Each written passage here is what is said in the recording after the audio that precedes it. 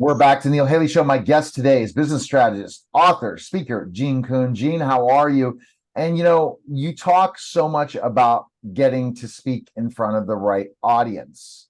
Well, part of that process when you're at a speaking event or you go somewhere else is one of the things that everyone is terrible at as business owners, and that's networking, because we just really don't know what to do. So today you're going to teach us how to network the right way and not make the mistakes that many people make when they go to these networking events, meet all these people, share business cards, and yet they never ever get business. Well, I think you just hit it on the head to start with, Neil, when you said they share business cards. Why are you sharing your business card if nobody asked for it? Right? I think people think that they get paid. They feel like they get paid by how many business cards they pass out there, right? I never give out my business card. If you want my number, I never give it out. You'll have to ask me for it. It's not like I'm just going to pass that around the table so you have it. What are you going to do with it if you have it? Are you going to call me? Are you going to follow up? I'd gladly give you my card.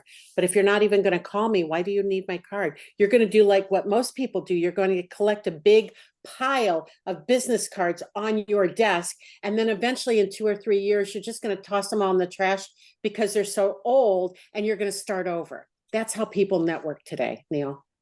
Oh, geez. So because you never have time. So let's just say you get 40 business cards, or when I've spoken at places, or I've gone to an event where you paid to be in that event and everyone's sharing their information. I'll contact you. I'll contact you. I'll contact you. Guess what? We never get the chance because we go back to working into our business again, and we never go back to that anyways. And first of all, why are you then not contacting them? That would be first. It's like people don't know how to follow up, right? They want people to follow up with them. They don't want to actually have to make the phone call, right? That's the uncomfortable part for people, is they don't feel comfortable picking up the phone and calling and saying, hey, Neil, I saw you at the networking event last week. We had a moment together where we were talking about your kids, and what we never got around to was talking about what you do. I'd like to know more about what you do. So is it possible that we could set some time on the calendar for next week and just have a call so I can find out what you do and maybe share what I do so I can see if there's a synergy there that we could possibly work together? That's perfect, right? I mean, and then once you have that, but you got to follow up. And what kind of reminders do you get? Let's say you get 30 names, 40 names that you need to contact the next time. How do you make sure you do put that into your regular schedule? Because so many people are busy, they don't have time, even if they do get the leads. I make a list, right? I make a list of people I want to follow up with. When you go to I'm gonna change the subject here for just a moment. When you go to a networking event, everybody goes with the same reason. They are going there because they have something they want to sell. Boom, right? Everybody wants to sell something. What if you went there with, what do you have to offer, but not sell, right? So you have to make it about the other person when you're networking. When I go to a networking event, I understand they don't care about me. I know, hard to believe, Neil, right? But they don't care about me. What they care about is what I can do for them if I have the opportunity to tell them. They don't care about me. They don't care about anybody else in the networking group. And I don't think that we as humans really see that, because we don't want to think that people are selfish. They're not being selfish. They're trying to preserve themselves. But when you go to a networking event and you're thinking about, how can I help these people? What do I have to help these people with? And not try to sell them anything, right? Just maybe a conversation afterward to find out, what do you really need, right? Neil, I've been actually talking to people in the last couple of weeks about creating a need sheet. So when you go to a networking event, you collect 3 things. You collect their name, you collect their phone number, and you ask them what they need. So if they needed, I was doing this with somebody. I'm like, look, we all know how to network. It's like we make a small talk. What if we just drop the small talk and I ask you as one person to another is, what do you need? So I said this to her and she goes, I need a bookkeeper. I'm like, awesome. I have a great bookkeeper I can refer to you. Now, how did that help me? It didn't, right? But did I connect, did I create a karma point somewhere along the way? Of course I did. And because I gave her a great referral, somewhere along the line, whether it's from her or someone else, I'm going to get a great referral. So I think we need to stop thinking about how can we sell our product and how can we help people get what they want. And that's so I think it's fantastic. You talk about what do they need, and that's the Yeah. kind of conversation and question when I see that specifically somebody really isn't interested in my service at that point after a podcast interview where I kind of delve into things and I go back and I want to give. So I get back and I say, by the way, I'm already feeling there's nothing you need from me. You need like in my services. Well, how can I help you? What are you looking for? Is there anything? So that's a great point. You talk about need. Yeah, and stop think. Yeah, I did this in a networking group yesterday, and I said, so the first three people I called on said, I need more clients. Well, of course you do. That's why you're at a networking group. But I said, let's look at it from another perspective. The next person I call on, do not tell me you need new clients. What do you really need?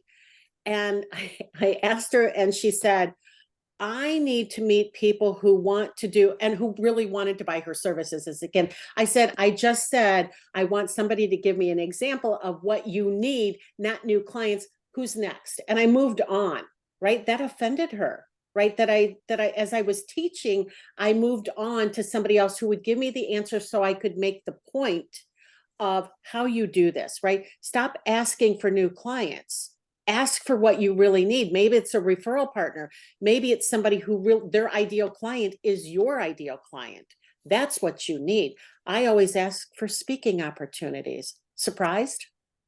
No, because you're going to the next phase in the process. For Right. that time you spend in a network event, there has to be an ROI. So you Right. have to have a plan, right? Right. Right.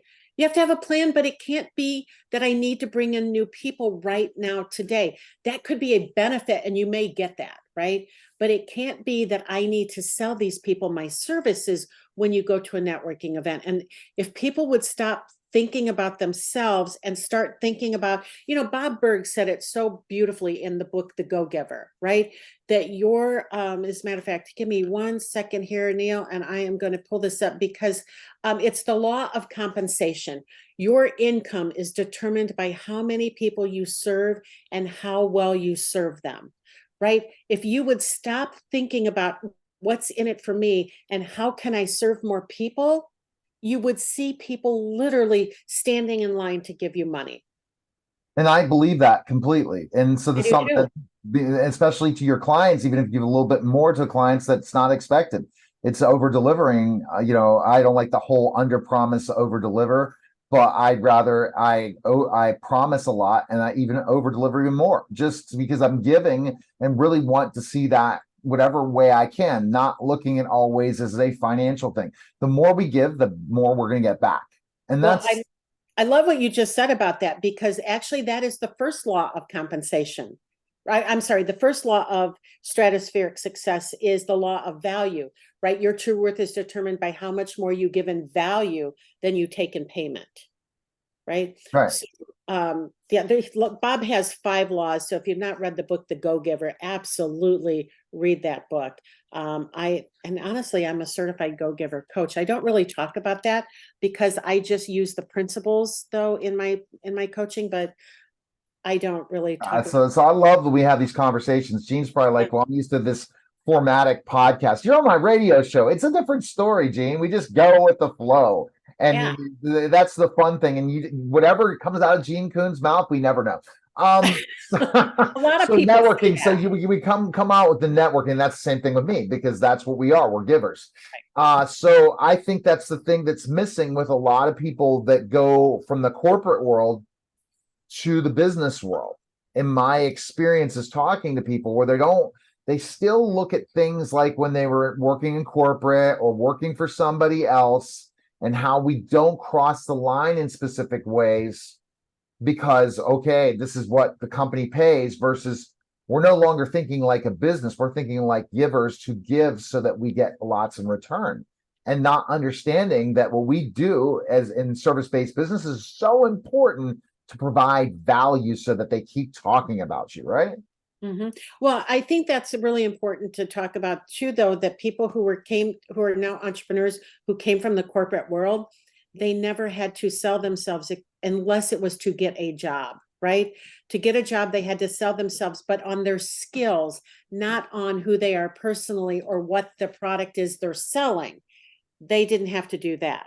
And I think that a lot of people struggle with that, is if they've come from corporate to move into the entrepreneur space, they don't know how to show people, number one, their value and their worth. And they think that that's all the rest of us do, is out there sell, sell, sell to everybody every day, because they see so many people doing it incorrectly. That's so true. All right. So we go through this networking process. We have the conversations. We jot down the notes. Is there anything else we should think about when we go there? Is there like certain things, Jean, that a lot of people make mistakes when they're at the networking event, especially just trying to trade business cards? But what else do you see? I see a lot of, well, we talked about this just for a tad. I see a lot of people who don't follow up. And this group I was talking to the other day had about 50 people in there. And I said, here's the problem with your networking. You're not following up. How do I know that? Because not one of you in the last 3 or 4 months that I have been here speaking to you have contacted me, right, to sell me your services. You're just not following up. My name and phone number, my phone number is in the chat every single time, right? Nobody has called me to follow up with me, to have a conversation with me about what they do. That's key. And it's time management. So that's the other portion of it. If you're spending time at networking events, not following up, really not getting any ROI, you have to look at yourself and your time management and how much you're working in your business or working on your business. Well, and you also have, well, yes, but you also have to take time to follow up, because why am I not following up with them? Because I am there as their speaker, right? I am not there to follow up with them. I'm not saying I wouldn't talk to them. I absolutely would. I would put time on my calendar to talk to people, because you know what? The more you give in value, the more money you can charge, right? That's value. That my time is valuable. Most definitely. All right. So the best place people can go if they want to network with you and your big events coming up in October, but you have other events too. So best place is jeankuhn.com, right? jeankuhn.com. It's all updated with my events. The Second Act Conference for that person in their second act is coming up October 25th to the 27th in the Chicago suburbs. I'm going to have a crazy week. I'm going to be there with you. And then at the University of Miami football game in Miami on the 28th. So I am going to be having to start looking at my travel schedule, or am I going to just drive it out? Because I'm crazy like that. I like driving in a car. I don't know why, because airports and 6'10", not a great place to be on an airplane. Trust me, I'd rather be driving my car, but we'll figure all that out. Appreciate it, Jean. Thanks again. Have a great day. All right, you're listening and watching the Neil Haley Show, and we'll be back in just a moment.